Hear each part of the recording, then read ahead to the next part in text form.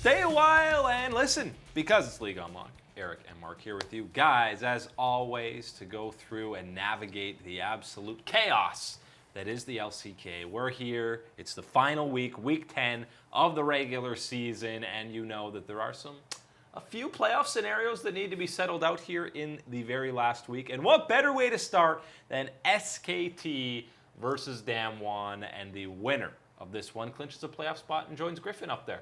Oh boy, buckle up, get ready. This is the LCK Safari, and this is the final bit of the trip here. You're going through the Lion's Den this time because it is time to decide playoffs, and you're starting off with Damwon and SKT, two of the hottest teams more or less heading into this one just before considering a little slip up to Hanwha, of course. Yeah, it depends how much you cool off with a loss to Hanwha ending a 9-game win streak, and it probably cools you off quite a bit, kind of like dumping an entire bucket. You remember the ice bucket challenge? The Hanwha Life Challenge is hitting the LCK.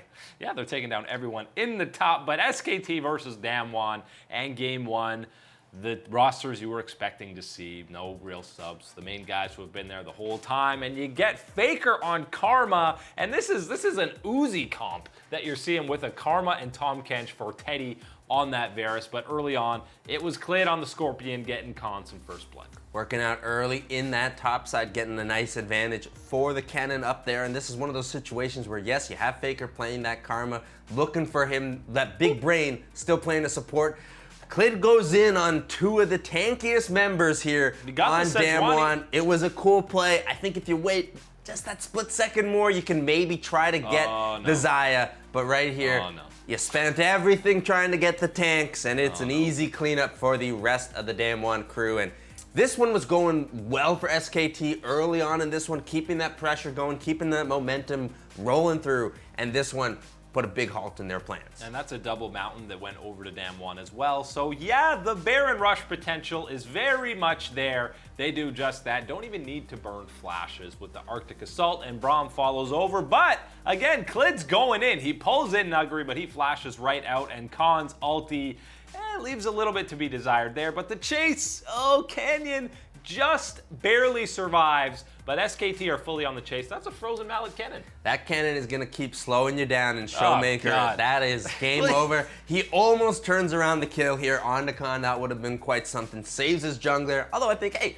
it might have been better to keep the Baron buff on the Akali there, but here it is, SKT getting caught too far ahead there. That's Teddy and Effort way ahead of the tank line that they needed there, and immediately Damwon take advantage. Yeah, just definitely caught out of position there, and eventually Clid goes down as well. Effort completely sacrifices for Teddy, and Teddy, why are you getting the CS? No, not again. Nobody's around. You have no vision in the bush. Effort is unable to save him this time. In fact, he dies with his brethren, and Faker eventually gets chased down. And this is, look, Damwon set up right in the mid lane, 3 dead. That's it. Teddy didn't clear enough of that minion wave there. That's the big problem, of course. No, the big problem is stepping up that far ahead while the Damwon still had vision of the Skarner, of the cannon there, looking on the side lanes of the map, able to see that and able to notice that, hey, this is the time, that's the squishy champion, and that's the one that you need for all your damage, overstepping, and we're gonna take advantage, put him in the dirt, and pick up the game one. And you saw how fired up Showmaker was there after that game one win. Going to game two, and it is Khan on that Renekton. He meets Canyon early on here, and he is going to lose this 1v1. It's very close, though. By the way, Mata subs in for game two for SKT. Been a long time since we've seen him on the Rift. Right, there's certainly a situation here where I would think it'd be something a little bit maybe more similar to the way we've seen junglers subbed out in the past here. That might be the way that SKT want to work forward with Mata here, but it is not exactly turning the things in the favor for SKT fast enough. Yeah, and he got the Volley Bear support, which has been a staple pick here in the LCK. The problem is Showmaker got the Akali again, which is a little bit terrifying, but this time it's the bottom lane dive. Mata gets it started as the rest of SKT shows up. Nuclear and Barrel both in a bit of trouble. They both do fall, 2 kills to SKT, but opposite side of the map, Canyon and Nuggery counter in the top lane. That is, man, that's a lot of crocodile tears being shed up there in that top lane, making quite the handbag here for Damwon. That is not looking like the matchup that Khan was hoping the way it would go. This one looks a little bit better, though. He started that 1v1 at 40% basically, clean fight on the Renekton and survives with the stopwatch. SKT grabbed another kill there, but then they decide, let's group up so that we get absolutely bonked by the wombo combo that is a stolen Sejuani ulti and a Leona ult, and then the damage finally shows up as Showmaker cleans up Faker on the outside.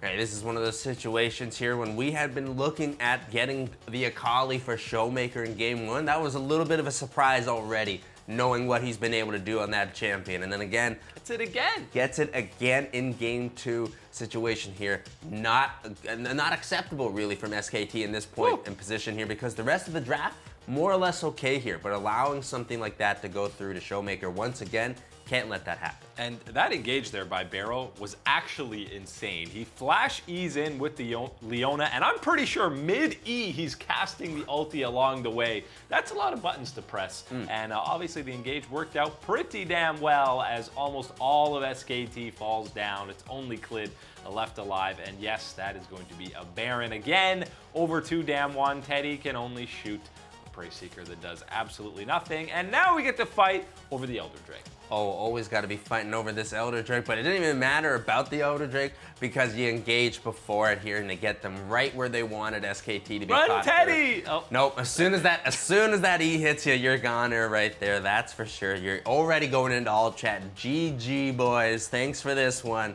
Looking forward to heading off against Sandbox. Yeah, and Clid trying to steal the minions so that they don't have anything to take down the turrets, but that is a last-ditch effort, and it's just Mata left watching as he subs in, and it doesn't make a difference for SKT. 2-0 for Damwon. Overall, really solid play from them, and they just outclassed SKT in team fight after team fight in this series. Right, when I'm looking at this series though, I'm thinking it'll be a bit different. I'm looking at game 1 specifically on the SKT side, that there's a couple of small mistakes, couple of things maybe engaged a little bit too early, just missing a couple of things and maybe overextending and not exactly looking at the state of the map and keeping that in mind at the right time. Things that you do, of course, need to do at all times here. I think game 1 could have been one that SKT, very small changes, could have found a way to win that one.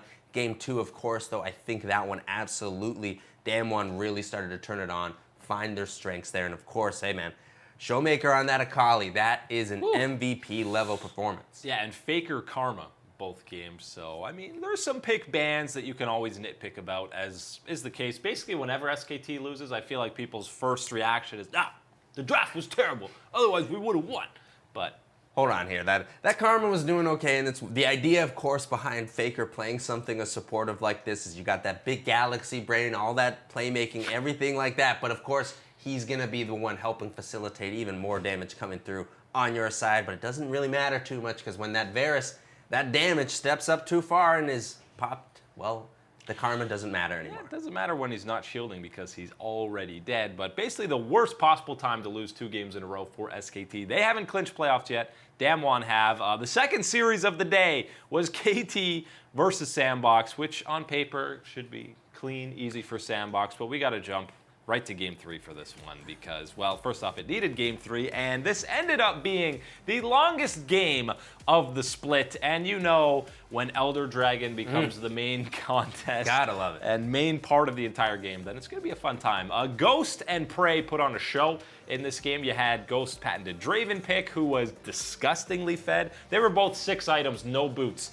at this point in these team fights, and the game looks like it's over here. Sandbox, you know, pretty convincing win in this fight, but Prey is still hanging out and running around, and he runs around for a long time on this Lucian, and basically you catch him out, you kill him, the game is over, but this is a little bit of vintage Prey that we get to see, Mark. Oh man, this is the real treat here, okay? QSS, flash the threshold. That's one, here we go. Okay, and then they have to run, so Prey keeps the game alive, but then this team fight again in the mid lane. This is double Elder that we've seen Sandbox get now. And check out BDD on the Xerath on this pick, by the way. Where's he gonna ulti?